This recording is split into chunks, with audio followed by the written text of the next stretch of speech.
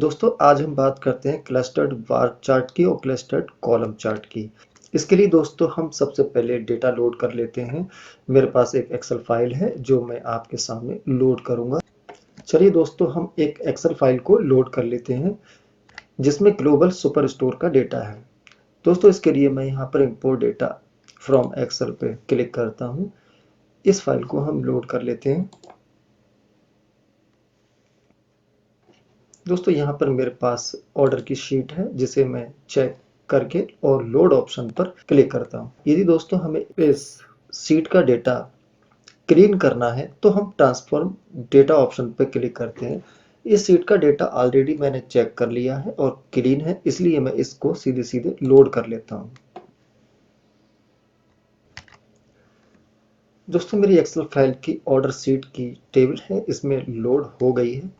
चलिए दोस्तों हम सबसे पहले क्लस्टर्ड बार चार्ट को इंसर्ट कर लेते हैं। दोस्तों मैं इस पर क्लिक करता हूँ।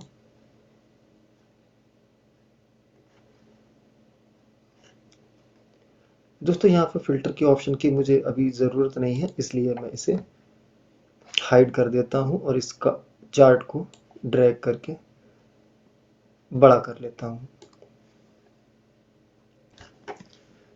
फील्ड पेन में ऑर्डर वाली टेबल को मैं एक्सपेंड कर लेता हूँ और इसमें मेरे पास वाई एक्सिस, एक्स एक्सिस और लेजेंड्स के ऑप्शन हैं जिसमें मुझे डेटा को इंसर्ट करना है।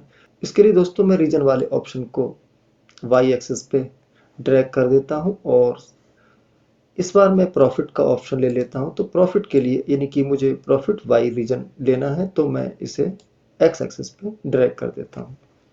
दोस्तों यहाँ पर रीजन की संख्या काफ़ी ज़्यादा है तो इसलिए यहाँ पर इस चार्ट में काफ़ी बड़ी मात्रा में कॉलम्स शो हो रहे हैं। तो दोस्तों यदि मैं इसको रीजन को हटाकर यहाँ पर मैं सेगमेंट वाले ऑप्शन को ले लेता हूँ तो ये चार्ट मुझे देखने में भी ठीक लगेगा। तो मैं यहाँ पे सेगमेंट ले लेता हूँ।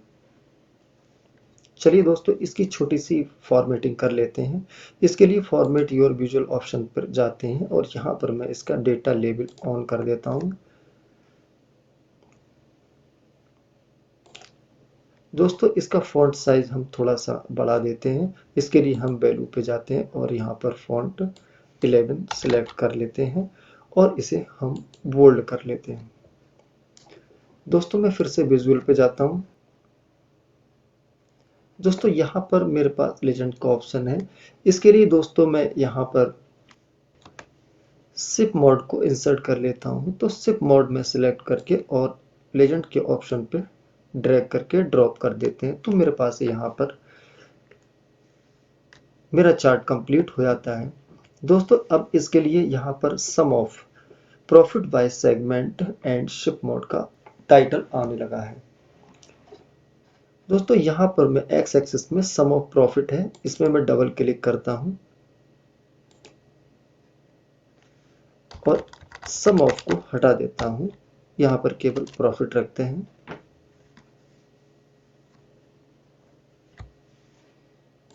दोस्तों यहाँ पर फिर से इसकी थोड़ी सी फॉर्मेटिंग कर लेते हैं।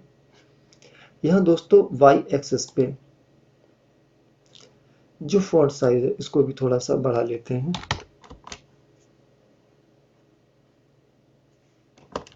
और इसे बोल्ड कर लेते हैं।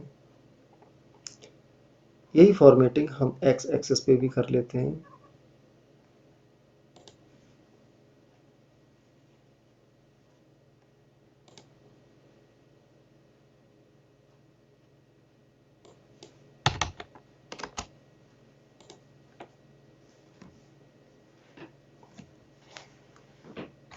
चलिए दोस्तों इसके बारे में हम थोड़ी बात कर लेते हैं। इसके लिए मैं इसे फोकस मोड पे क्लिक करता हूँ।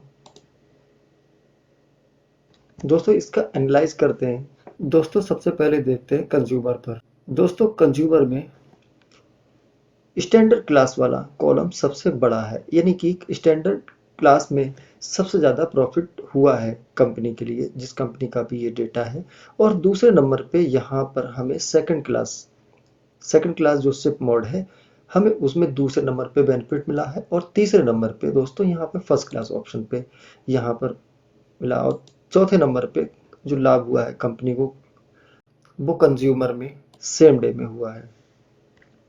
दोस्तों इसी तरह से यदि हम देखें तो यहाँ पे कारपोरेट में भी, स्टैंडर्ड क्लास में कारपोरेट में जो भी हमारी डिलीवरी हुई है मटेरियल्स की, उसमें सबसे ज़्यादा बेनिफिट हुआ है, और सेकंड क्लास में हमारा उससे कम हुआ है, और फर्स्ट क्लास में तीसरे नंबर पे, और सबसे कम जो है सेम डे वाले में बेनिफिट हुआ है। सेम इसी तरह से होम ऑफिस वाले में भी हुआ है। इस तरह से डेटा एनालिसिस में एक मीनिंगफुल रिजल्ट निकल के सामने आता है।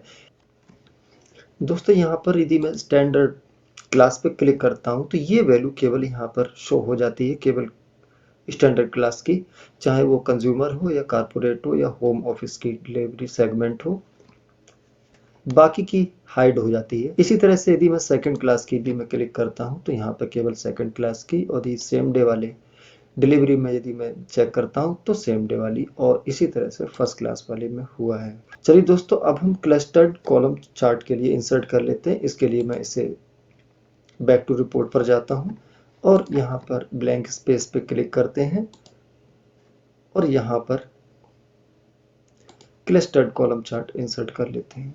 दोस्तों जो ऑप्शन यहाँ पर हमें क्लस्टर्ड बार चार्ट में आ रहे थे, सेम ऑप्शन यहाँ पर भी आते हैं। तो चलिए इसमें हम सेम डेटा का इंसर्ट करते हैं। सबसे पहले मैं यहाँ पर सेगमेंट को एक्स एक्सिस पे ड्रॉप कर देता हूँ, और बाई एक्सिस पे मैं प्रॉफिट को ड्रॉप करता हूँ, और लेजेंड्स में शिप मोड को। दोस्तों इस तरह से हमारा दोनों ही चार्ट हमारे बन गए हैं, और दोनों सेम है। अंतर सिर्फ इतना है कि क्लस्टर्ड बार चार्ट है और ये क्लस्टर्ड कॉलम चार्ट है।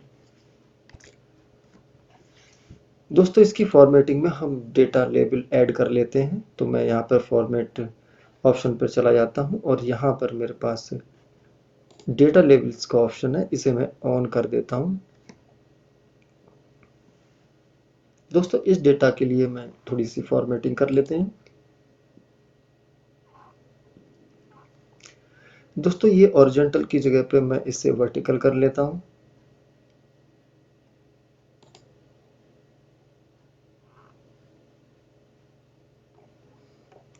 वैल्यू पे क्लिक करते हैं और इसे बोल्ड कर लेते हैं।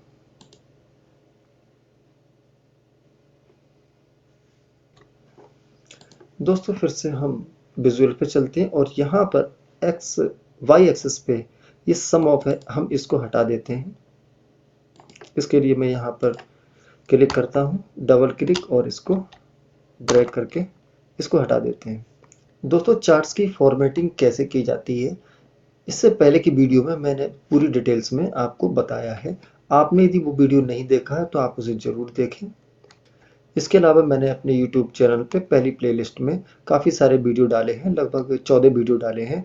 वो विजुअलाइजेशन तैयार करने से पहले किन किन चीज़ों की ज़रूरत होती है और हमें डेटा के साथ क्या क्या करना होता है, उसके बारे में मैंने डिटेल्स में बताया है। डेटा क्लीनिंग कैसे होती है, डेटा लोड कैसा होता है, मैनुअली टेबल कैसे बनती है।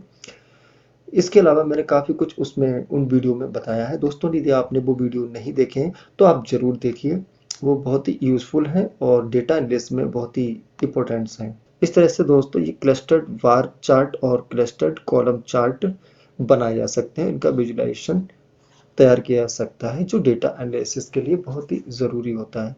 दोस्तों वीडियो अच्छा लगा हो लाइक कीजिए, सब्सक्राइब कीजिए और शेयर कीजिए।